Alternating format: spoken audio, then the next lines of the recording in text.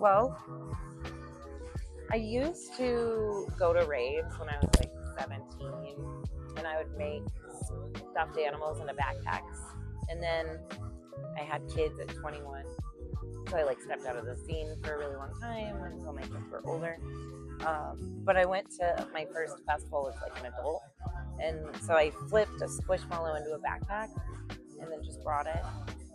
But apparently everyone loves squishmallows, and then they didn't make backpacks at that point, so everyone was like, what is that? You know, they've never seen it before. And then after the festival, it kind of just exploded, really.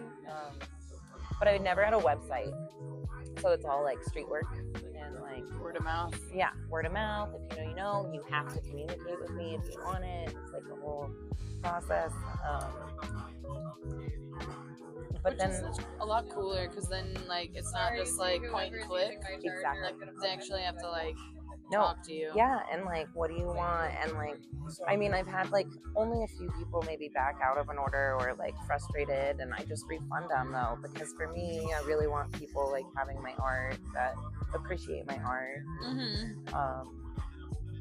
And overall, it's just been like really interesting, because it also started like a kind of a movement through the process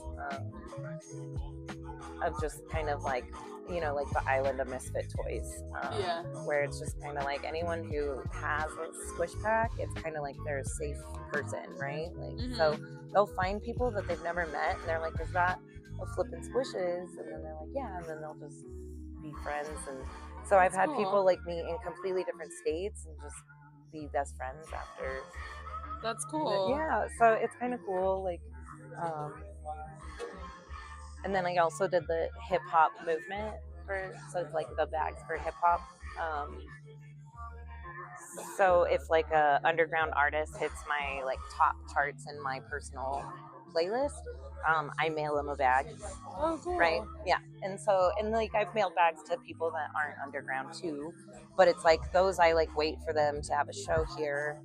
I find them, I get them the bag, like that's the whole goal. So yeah, so it was kind of a fun year because I really pushed my limits on that. But so the first one I gave it to was Echo and Chris Webby. But it was like it's always hard to get like the ones that are really famous, like directly the bag. But I was Echo always does free meet and greets for all of his people. Okay. So I just like got there early for his free meet and greet to get him the bag.